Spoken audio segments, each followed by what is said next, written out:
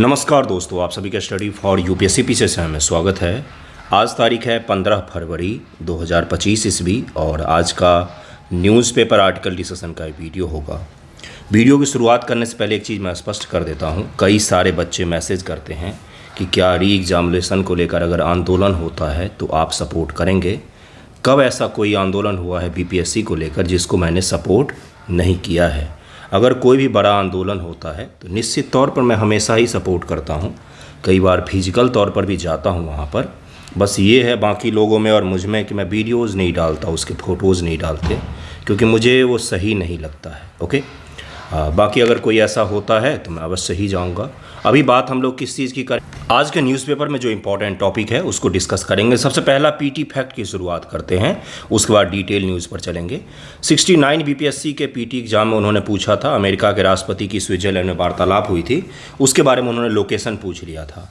तो देखिए, बहुत बड़ा डेवलपमेंट है ये। यूएस के प्रेसिडेंट हैं और रूस के जो प्रेसिडेंट है व्लादिमीर पुतिन, इन दोनों का मीटअप होने वाला है कहाँ पर, तो सऊदी अरेबिया में ये दोनों मिलने वाले हैं। आप देख सकते हैं सऊदी अरेबिया में। क्यों है सऊदी अरेबिया में? क्योंकि उनके हिसाब से ये जगह जो है, ये देश जो है, इनके दोनों देशों के साथ बहुत अच्छे रिलेशन है, तो यहाँ पर होगा। ये बस पीटी फैक्ट था। बाकी हम लोग हेडलाइन देखते हैं क्या है आज का, उसके हिसाब से डिटेल पढ़ेंगे। हेडलाइन तो वही है, भारत और अमेरिका के बीच में संबंधों को लेकर डिटेल में आर्टिकल डिस्कशन में बहुत सारी चीज़ें हैं। एक एक करके हम लोग उसको पढ़ेंगे। आज क्या क्या हम लोग पढ़ेंगे, तो एक हम लोग पढ़ने जा रहे हैं आज नक्सल की समस्या, क्योंकि उसको लेकर इंडियन एक्सप्रेस में इन डेप्थ एनालिसिस आया है, जिसमें बताया गया है कि गृह मंत्री जी ने हाल ही में एक लक्ष्य रखा है कि 2026 के मार्च तक देश से नक्सल समस्या वाइप आउट हो जाना चाहिए, ख़त्म हो जाना चाहिए, वाइप कर देना, उसको समाप्त कर देना है। तो ये एक बहुत ही बड़ा लक्ष्य है और उसी को लेकर डिटेल आर्टिकल आया है इंडियन एक्सप्रेस में। आपको मैं वो दिखाऊंगा, उसका हम लोग डिटेल में एनालिसिस करके समझेंगे कि नक्सलाइट की समस्या आखिरकार क्या है और किस प्रकार से उसका समाधान निकाला जा रहा है।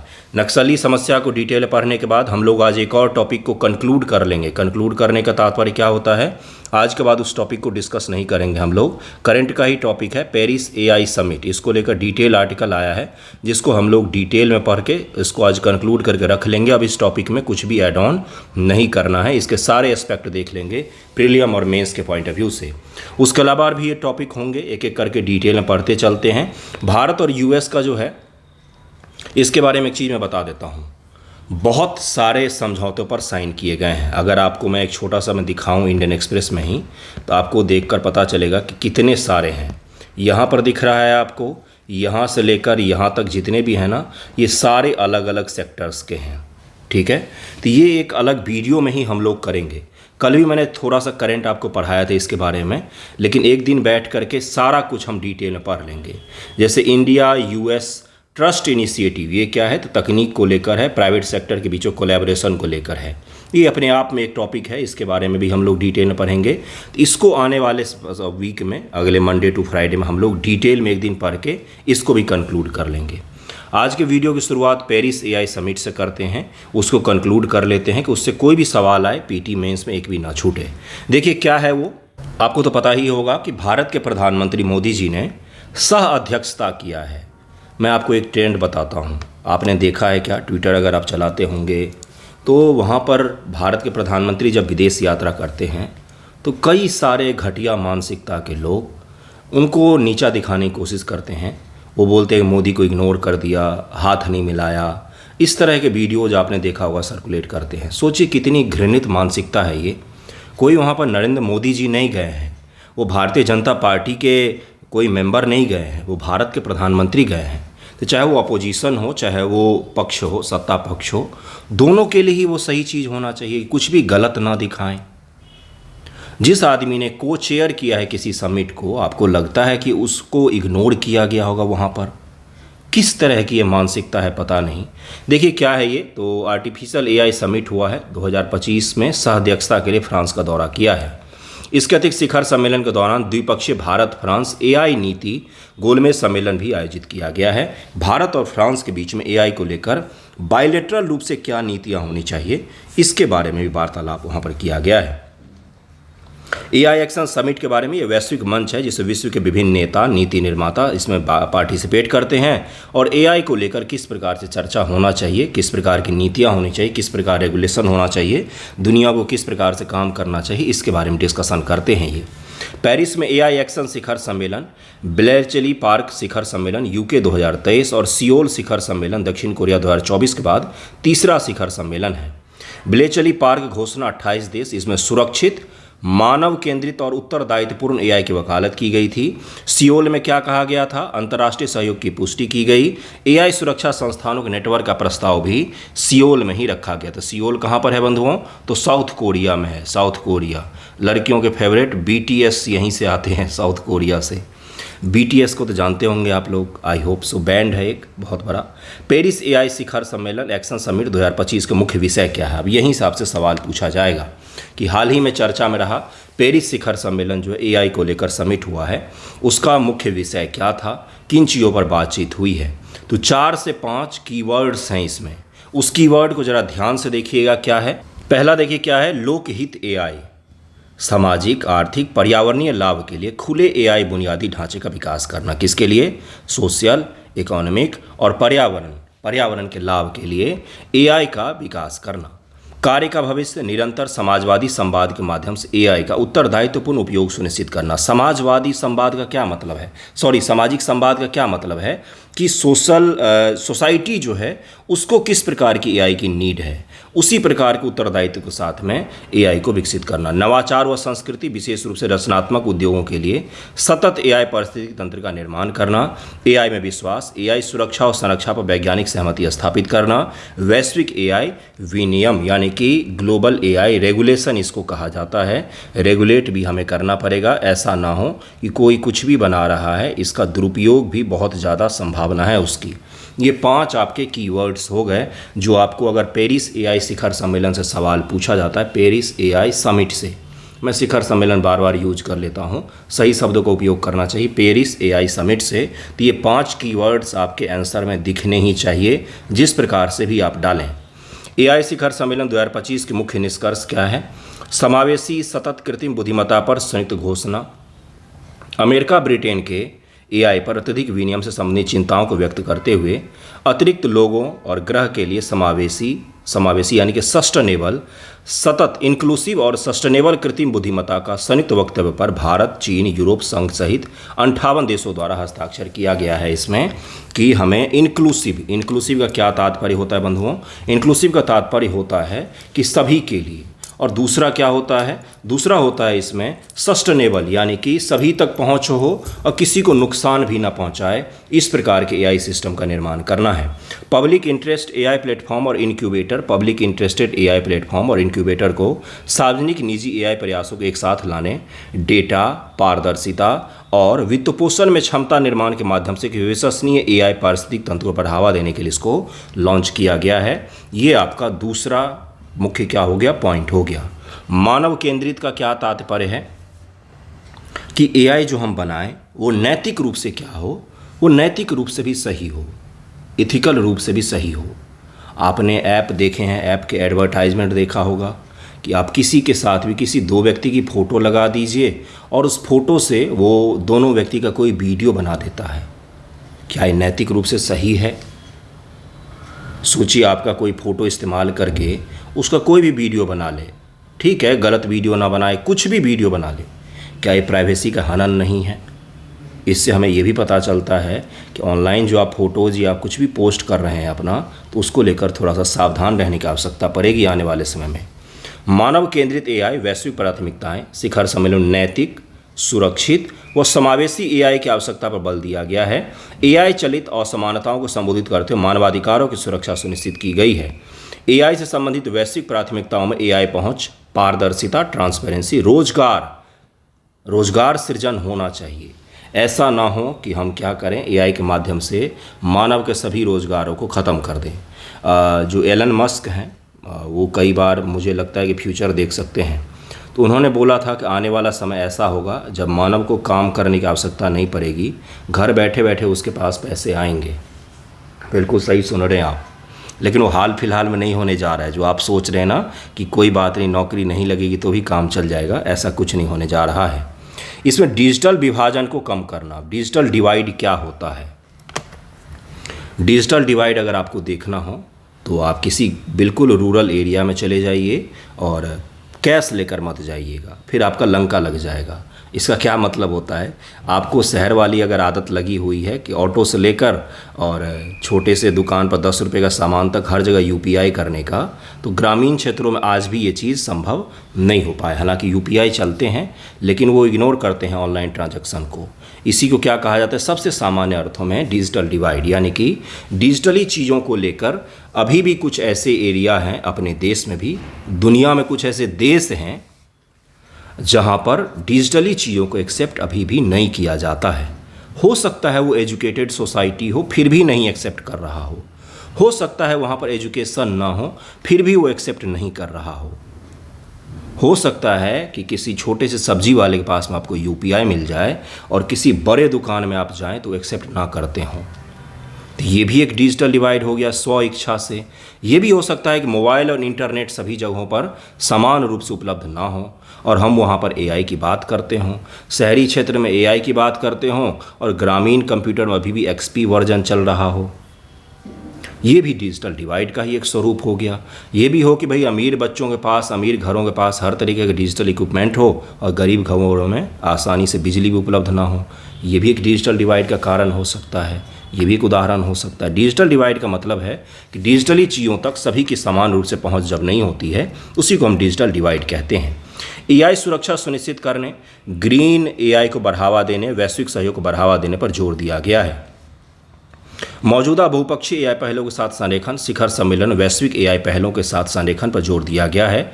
इसमें संयुक्त राष्ट्र महासभा का प्रस्ताव, वैश्विक डिजिटल कॉम्पैक्ट, यूनेस्को एआई नैतिकता सिफारिशें, अफ्रीकी संघ एआई रणनीति और ओईसीडी G7 G20 की रूपरेखाएं शामिल हैं। इसमें कहा गया है कि कई सारे दुनिया में अभी भी बहुपक्षीय एआई पहल मौजूद हैं। बहुपक्षीय का मतलब इसमें बहुत सारे देशों ने मिलकर या संस्थानों ने मिलकर एआई को लेकर कुछ रणनीतियों का निर्माण किया हुआ है। जैसे G20 ने किया हुआ है, OECD ने किया हुआ है, G7 ने किया हुआ है, यूरोपीय संघ ने किया हुआ है। तो उसका भी हमें ध्यान रखना पड़ेगा अगर हम ग्लोबल रूप से एआई को रेगुलेट करना चाहते हैं। तो भारत का दृष्टिकोण क्या है? मैं क्या पढ़ा रहा हूँ आपको?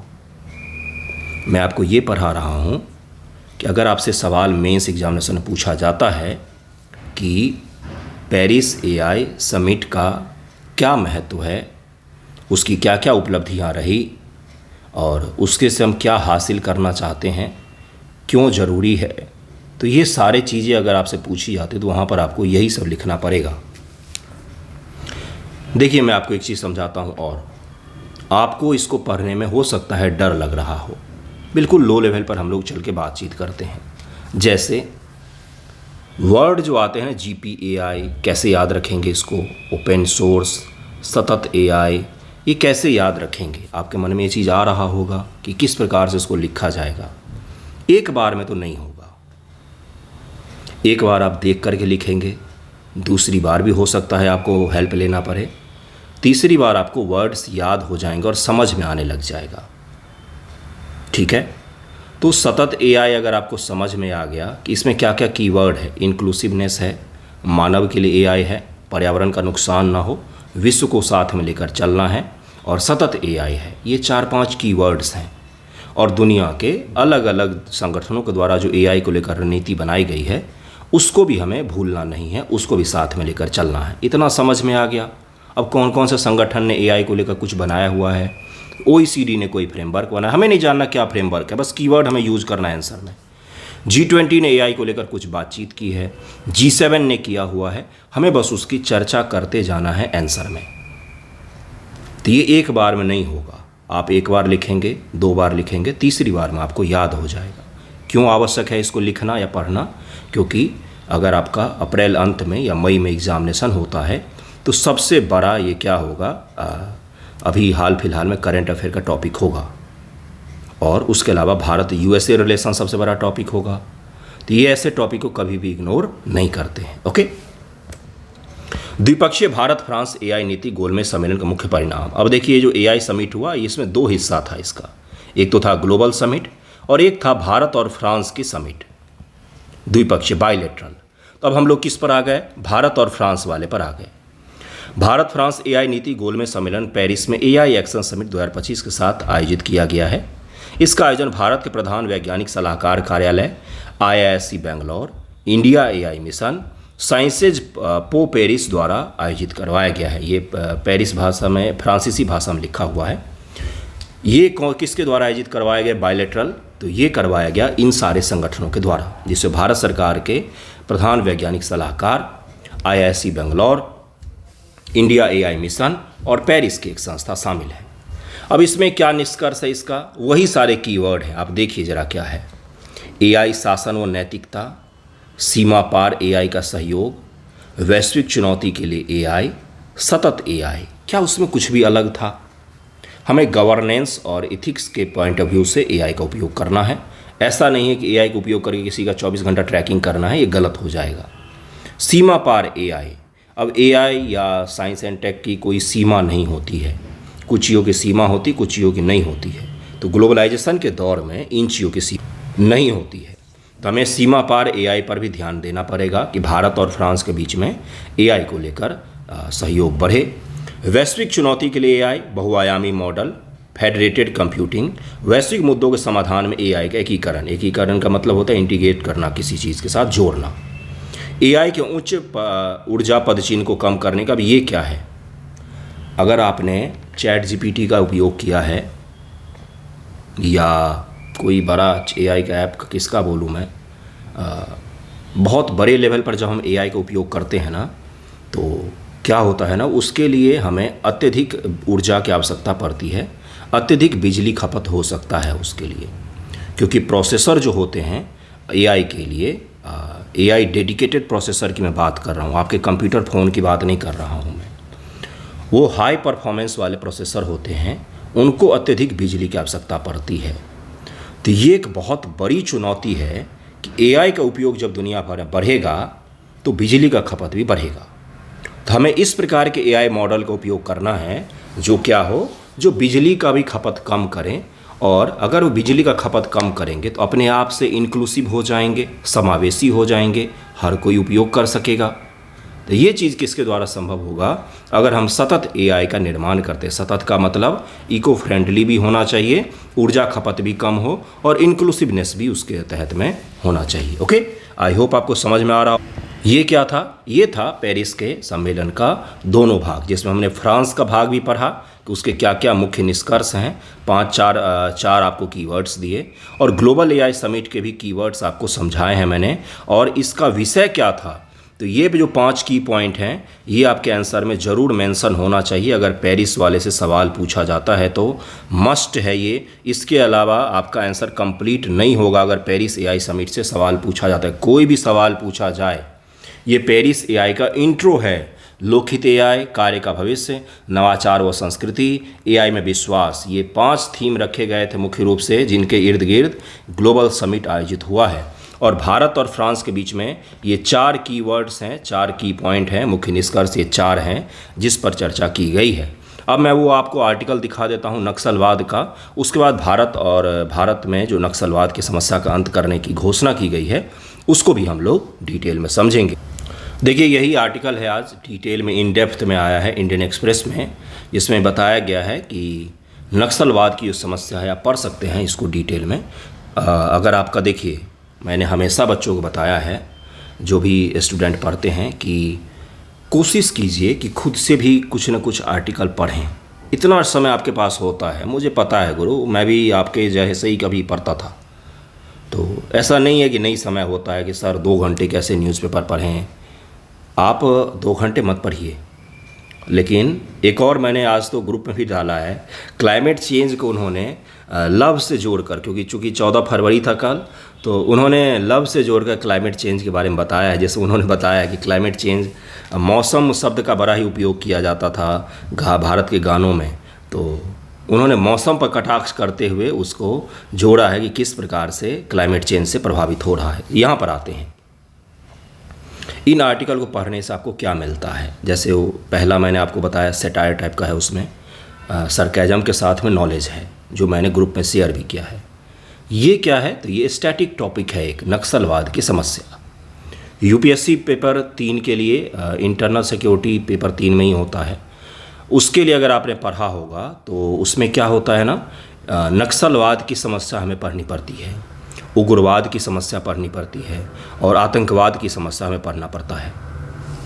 अगर आपको अपने बचपन की चीज़ें याद होगी, मेरा और आपके बचपन में डिफरेंस हो सकता है, तो दैनिक जागरण जब बचपन में हम खोलते थे तो बहुत बड़ी मात्रा में न्यूज़ आता था कि नक्सलवादी अटैक हुआ है, गांव के 18 लोगों को मार दिया है, 20 लोगों को मार दिया है, इस प्रकार की चीज़ें आपको देखने को मिलती थी।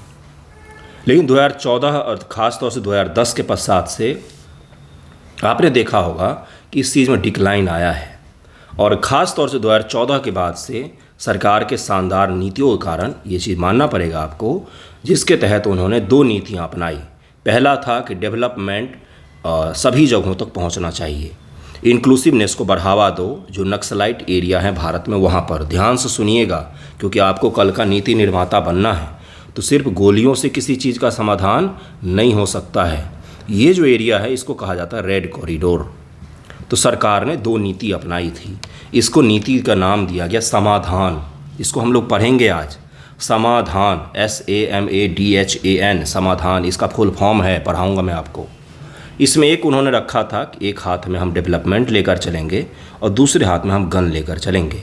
बड़े जो नक्सलाइट लीडर्स थे उनको एलिमिनेट किया गया, ख़त्म किया गया उनको, और ग्रामीण एरिया में जहाँ से ये बहाली करते थे नक्सल में, युवाओं को भ्रमित करके अपने में शामिल करते थे, स्वप्न लोक ये दुनिया दिखाकर कि क्रांति होगी एक दिन, उन तक डेवलपमेंट पहुँचाना, उन तक एजुकेशन पहुँचाना, उन तक सड़क पहुँचाना, उन तक शिक्षा पहुँचाना, हेल्थ पहुँचाना, सरकार की योजनाएं पहुँचाना, जॉब क्रिएशन करना उस एरिया में, ये काम भी गवर्नमेंट ने किया। इसका परिणाम ये हुआ कि अब भारत सरकार के गृह मंत्रालय ने एक डेडलाइन इंगित कर लिया है कि मार्च 2026 तक। कब के लिए किया है? तो देखिए यहाँ पर लिखा हुआ है, सेंट्रल जो गृह मंत्री जी हमारे अमित शाह जी हैं, उन्होंने बोला है कि मार्च 2026 तक वाइप आउट कर देना है माओइस्ट को, ये नक्सलियों को हमें ख़त्म कर देना है देश से। कौन कौन से राज्य प्रभावित हैं? मुख्य रूप से बिहार, छत्तीसगढ़, उड़ीसा, महाराष्ट्र, उसके बाद से तेलंगाना, आंध्र प्रदेश, ये सबसे बड़ा एरिया है। हर जगहों पर नक्सली आंदोलन कई सारे लोग बोलते हैं, मुझे तो कहीं से आंदोलन लगता नहीं है। खैर देखिए यहाँ पर आइए, नक्सलवाद का समस्या का सभी जगहों पर अलग अलग कारण है। कहीं पर कैपिटलाइजेशन कारण हो सकता है, उद्योगपति और वहाँ के लोकल लोगों के बीच में टेंशन। कहीं पर जातिवाद कारण हो सकता है, जैसे बिहार में नक्सली की जो समस्या है उसके पीछे कारण क्या था बंधुओं? तो जातिवाद, जाति का फैक्टर था। अगर आपने सुना होगा कि रणवीर सेना, करनी सेना ने रणवीर सेना और अलग अलग सेनाओं का निर्माण किया गया था। ब्रह्मेश्वर मुखिया का नाम सुना होगा आपने। और उसी प्रकार से SC/ST कम्युनिटी के लोग नक्सली में शामिल होते थे और अपर कास्ट के लोग इन संगठनों में शामिल होते थे। 100% नेताओं के द्वारा जन्म दिया गया था इस तरह की चीज़ों को। तो अब ज़रा देखते हैं कि इसके पीछे कारण क्या है, क्या लक्ष्य रखा गया है, किस प्रकार से इसका समाधान किया जा रहा है। डिटेल टॉपिक होगा। आई होप आप वीडियो लास्ट तक देखेंगे, कुछ सीखना होगा। तो आर्टिकल ज़रूर एक पढ़ा कीजिए, हमेशा खुद से कोई भी एक आर्टिकल पढ़िए। सोचने समझने की शक्ति और लेखन शैली दोनों चीज़ आपका अच्छा हो जाएगा। देखिए क्या है आज का ये समस्या और समाधान। इस वही चीज़ है जो मैंने आपको बताया। हाल ही में केंद्रीय गृह मंत्री अमित शाह ने 2026 से पहले मार्च 2026 में नक्सल की समस्या को पूरी तरह से खत्म करने की प्रतिबद्धता जाहिर की है। नक्सलवाद या वामपंथी उग्रवाद भारत के आंतरिक सुरक्षा के लिए प्रमुख चुनौतियों में से एक है, जो माओवाद के आदर्श वाक्य शक्ति बंदूक की नली से निकलती है, power come from the barrel of the gun, ये इन्होंने कहा था। देखिए नक्सलवाद की समस्या, नक्सलवाड़ी जगह है पश्चिम बंगाल में, वहाँ से 1960 के आसपास में ये शुरू हुआ हिंसक संघर्ष। यानी कि जब लोगों को लगा कि आज़ादी के पश्चात हर समस्या का समाधान हो जाएगा, शोषण नहीं होगा, तो लोगों का विश्वास था। लेकिन जब वो विश्वास टूटा, जैसा सहानुभूति रखने वाले इसको सही शब्दों में बताते हैं, मैं नहीं सहानुभूति रखता हिंसा से कभी भी। तो इसमें इन्होंने नक्सलवाड़ी एक जगह है पश्चिम बंगाल में, वहाँ से इसका पर्दापण हुआ था, शुरुआत हुआ था, और ये धीरे धीरे फैलते फैलते देश के पूर्वी भाग में ये अत्यधिक रूप से फैला और फिर अभी तो ख़त्म होने की कगार पर है। रेड कॉरिडोर इसको कहा जाता है। देखिए इसमें कौन कौन से राज्य हैं, कई बार आपसे पूछा जा सकता है। ओडिशा, बिहार, छत्तीसगढ़, झारखंड हिस्सों सहित 11 राज्य शामिल होते हैं जो कवर करता है। इसकी सीमा नेपाल तक जाती है। नेपाल में माओवादी सरकार है, आपको पता होगा, तो कई बार इनको वहाँ से समर्थन पहले मिलता था। भारत और नक्सल आंदोलन की शुरुआत 1967 में पश्चिम बंगाल के दार्जिलिंग जिले के नक्सलबाड़ी गांव में जमींदारों के खिलाफ आदिवासी किसान विद्रोह से हुआ। विद्रोह का नेतृत्व चारू मजूमदार और कानू सान्याल जैसे नेताओं ने किया। इनका अपने हिंसक संघर्ष में नाम सुना होगा। बाद में उग्रवादी आंदोलन पूरे पश्चिम बंगाल में फैल गया। विभिन्न राज्यों में बड़ी संख्या में अन्य समूहों द्वारा आगे बढ़ाया गया। अब जरा एक बात और सुनिएगा, जो ये समस्या है इसको left wing, extreme left wing कहा जाता है। लेफ्ट विंग विचारधारा के दो पहलू हैं। एक है एक्सट्रीम हिंसक लेफ्ट विंग, जो हिंसा के द्वारा शासन सत्ता परिवर्तन चाहते हैं, और एक होते हैं जो हिंसक नहीं होते हैं, एक्सट्रीम नहीं होते हैं, जैसे कम्युनिस्ट पार्टी ऑफ इंडिया, जिसके सांसद जो हैं भारत के संसद भवन में बैठते हैं, और केरल में भी सरकार है, और पहले त्रिपुरा में भी सरकार थी, उसके बाद पश्चिम बंगाल में भी उनकी सरकार थी, बिहार में भी लड़ते हैं। कन्हैया कुमार लड़ा था बेगूसराय से सीपीआई के सीट पर, सीपीआई के टिकट पर। तो ये क्या है, तो ये हिंसक नहीं है, हालांकि उनका सहानुभूति होता है इनसे। विचारधारा के स्तर पर कई बार वो समर्थन करते हैं, हालांकि वो हिंसा का समर्थन जैसा बोलते हैं कि मैं नहीं करता हूँ। आपने एक शब्द सुना होगा अर्बन नक्सल, उसका तात्पर्य भी यही होता है कि नक्सलाइट जो मूवमेंट है उसको शहरों के स्तर से वैचारिक रूप से समर्थन देना, उनके लिए प्रचार प्रसार करना, शहरों में उनके लिए फंडिंग इकट्ठा करना, ये सब काम किया जाता है। नक्सलवादी अति वामपंथी कट्टरपंथी कम्युनिस्ट हैं जिनकी राजनीतिक विचारधारा चीनी क्रांतिकारी नेता माओ त्से तुंग से हैं। इसलिए CPIM आपने सुना होगा, माओइस्ट। CPI माओइस्ट, माओ का मतलब माओ जो है माओ त्से तुंग, उससे समर्थन वाले। माओइस्ट लेनिनवादी CPI-ML सुना होगा आपने, लेनिन और माओ दोनों की विचारधाराओं का। तो ये इम्पोर्टेड विचारधारा भी इनको कहा जाता है, बाहर से आपने लाया है और क्रांति खेल रहे हैं यहाँ पर। 1969 में माओवादी विचारधारा पर आधारित CPI मार्क्सवादी लेनिनवाद पार्टी की स्थापना हुई थी। 2004 में एक महत्वपूर्ण घटनाक्रम में दो मुख्य नक्सली समूह communist centre of India MCCI और पीपुल्स वॉर ने विलय करके CPI माओवाद पार्टी बनाई थी 2004 में, कि हम लोग अलग अलग होकर क्यों लड़ें, हम क्यों न एक ही होकर लड़ें। इसी के साथ इन्होंने एक कर लिया था खुद को। 2008 में अधिकांश अन्य नक्सली समूहों का विलय भी CPI माओवाद में हो गया। CPI-M ये हिंसक समूह है, इसी का हिंसक समूह होता है। एक्सट्रीम लेफ्ट हैं ये सारे के सारे। ओके, नक्सलवाद को उदय के लिए जिम्मेदार कारक क्या क्या हैं, यही हिसाब से सवाल पूछा जाएगा। कारण क्या है, आर्थिक असमानता समझ में आ रहा होगा, भू स्वामित्व के मुद्दे, जैसे नक्सलबाड़ी जो जगह है वहाँ जो शुरू हुआ तो भू स्वामित्व के मुद्दे के कारण ही शुरू हुआ था। वन कानून भी इसका एक कारण माना जाता है। सामाजिक अन्याय, कई बार क्या होता है आपने देखा है, आज भी होता है ये चीज़, और ये जेन्युइन है। कोई गरीब आदमी है, वो अगर जाए कि थाना में FIR दर्ज कर दो, मेरे साथ अन्याय हुआ है, बहुत ज़्यादा संभावना है कि पुलिस के लोग उसके साथ कोऑपरेट नहीं करेंगे। मैं संभावना जता रहा हूँ, अधिकांश जगहों पर कोऑपरेट कर भी सकते हैं। वहीं कोई अच्छी गाड़ी से उतरे, अच्छा सूट बूट पहना हो, कपड़े अच्छे पहने हो, या उच्च जाति का भी हो। उच्च जाति मैंने इसलिए बोला है क्योंकि NCRB के डेटा में दिखता है। तो अगर अच्छे कपड़े पहने हैं, आपका ड्रेसअप अच्छा है, गाड़ी वाड़ी अच्छी है, तो तुरंत आपका हो सकता, अधिक संभावना है कि तुरंत ही आपका FIR दर्ज हो जाए। ये अन्याय है क्योंकि दोनों के साथ ही गलत हुआ है, दोनों ही पुलिस के पास आए हैं। पुलिस किसी को कपड़ों, जाति, धन संपत्ति और किस वर्ग से आता है, किस धर्म से बिलोंग करता है, अगर इसके आधार पर भेदभाव करने लग जाएंगे तो लोग कहाँ जाएंगे। तो ये एक समस्या जो हमें देखने को मिलता है। उदाहरण स्वरूप रणबीर इलाहाबादिया का नाम सुना होगा, घटिया निम्नतम मानसिकता का इंसान। उसके खिलाफ देश में बहुत सारे FIR हुए। सुप्रीम कोर्ट गया वो आदमी, पैसे हैं उसके पास, उसने बोला क्लब कर दो और जल्दी ही सुनवाई कर दो। क्या सुप्रीम कोर्ट में और भी पहले के केस नहीं थे पेंडिंग में? कैसे उसका केस आगे आ गया? कैसे किसी अमीर आदमी की सुनवाई एक दिन में हो जाती है? कैसे कोई नेता एक दिन में चले जाते हैं सुप्रीम कोर्ट और सुनवाई हो जाती है? क्यों BPSC के बच्चों को 15-15 दिन के बाद डेट दिया जा रहा है? ये एक समझने की चीज़ है। शासन की विफलता, बुनियादी विकास की कमी, राजनीतिक अलगाव भी एक बड़ा कारण होता है, जिसके कारण से इस तरह की समस्याएं जन्म लेती हैं। अब ख़त्म किस प्रकार से किया गया? Operation green Hunt, cobra force का नाम आपने सुना है, जिनको डेडिकेटेड रूप से बनाया ही गया था और वो कमाल के होते हैं गुरिल्ला युद्ध के लिए। गुरिल्ला युद्ध क्या होता है बंधुओं? तो गुरिल्ला युद्ध का तात्पर्य छत्रपति शिवाजी महाराज का अगर आपने नाम सुना है, उनके बारे में पढ़ा होगा, तो उनका जो रणनीति था तो वो गुरिल्ला युद्ध का ही था। गुरिल्ला युद्ध क्या होता है ना, जब आप अपने से किसी बहुत शक्तिशाली शत्रु से लड़ रहे हों तो वहाँ पर आपको गुरिल्ला वॉरफेयर जो होता है ये अपनाना पड़ता है। नक्सलाइट लोग वही करते हैं। इसका क्या मतलब होता है कि अटैक करो और भागो, छिप जाओ, सामने टू सामने फाइट मत करो। आज सामने के सामने लड़ाई में क्या होता है, इनका नुकसान ज़्यादा होता है क्योंकि इनके पास में इक्विपमेंट कम होते हैं और तथाकथित कमज़ोर होते हैं, ट्रेनिंग भी लो होती है। इसलिए क्या करते हैं, जैसे गाड़ी जा रहा है तो उड़ा दो गाड़ी को, अटैक करो, भाग जाओ।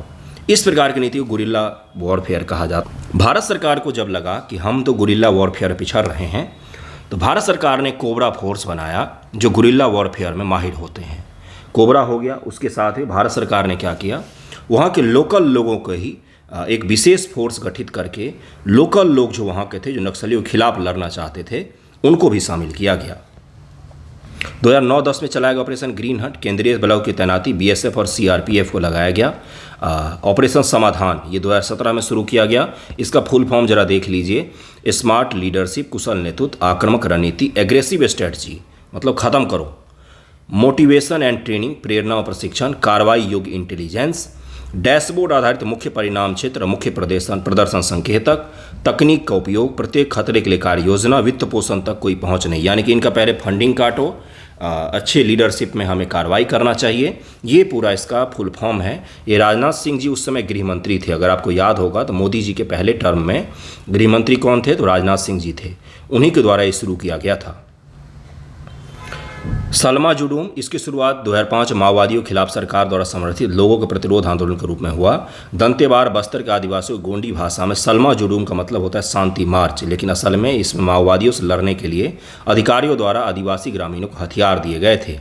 ग्रेडा हाउंस क्या है, ये आंध्र प्रदेश तेलंगाना पुलिस विभाग के द्वारा पुलिस विशेष बल कार्रवाई जो नक्सली माओवादी के विरुद्ध उग्रवाद विरोधी अभियानों माहिर हैं, उनको शामिल किया गया। ब्लैक पैंथर बनाया गया। ग्राउंडेड इकाई के तर्ज पर छत्तीसगढ़ राज्य के ब्लैक पैंथर नामक सुरक्षा बल को बनाया गया। महाराष्ट्र की सरकार ने भी इसी प्रकार का एक सुरक्षा बल बनाया जो खत्म करता था इनको मार के। झारखंड जगुआर बनाया गया, झारखंड से सरकार ने भी बनाया। एकीकृत कार्य योजना 2010 में शुरू किया गया। जिला खनिज फाउंडेशन, मोबाइल टावर परियोजना, वित्तीय समावेशन, ये उस क्षेत्र में डेवलपमेंट को सुनिश्चित करने के लिए किया गया कि लोगों तक अगर विकास पहुंचेगा, एजुकेशन पहुंचेगा, हेल्थ पहुंचेगा और सरकार के प्रयास पहुंच जाएंगे तो लोग इसमें शामिल नहीं होंगे। गैर कानूनी गतिविधि रोकथाम अधिनियम UAPA 1967 में संशोधन किया गया। राष्ट्रीय नीति कार्य योजना 2015 में शुरू किया गया। सरकार आपके द्वार ये एक योजना भी शुरू किया गया ताकि जो इसमें शामिल होते हैं उनको रोका जा सके। आत्मसमर्पण की नीति लाई गई कि हम आपको पैसे देंगे, हम आपको रोजगार देंगे, हम आपको मारेंगे भी नहीं, आप आके हथियार डालिए। हाल फिलहाल में आपने देखा होगा बड़े बड़े नक्सलाइट जिनके ऊपर 1-1 करोड़ का रखा गया था बाउंड्री, उन्होंने आत्मसमर्पण किया था। पुनर्वास की योजनाएं भी हैं। अगर आप इसको छोड़कर आते हैं, मुख्य धारा में शामिल होते तो हम कुछ नहीं करेंगे आपको, आप शामिल होइए, रोजगार कीजिए, हम आपको ज़मीन देंगे, हम आपको मकान देंगे, पैसे भी देंगे और आप इस चीज़ को छोड़ करके सामान्य इंसान की तरह में जीवन व्यतीत कीजिए। तो ये नक्सली समस्या को हमने डिटेल में पढ़ा है और आपको AI समिट बताया है। जलवायु जोखिम सूचकांक रह गया है, उसको नेक्स्ट वीडियो में पढ़ाऊँगा। थैंक यू सो मच आप सभी का वीडियो देखने के लिए।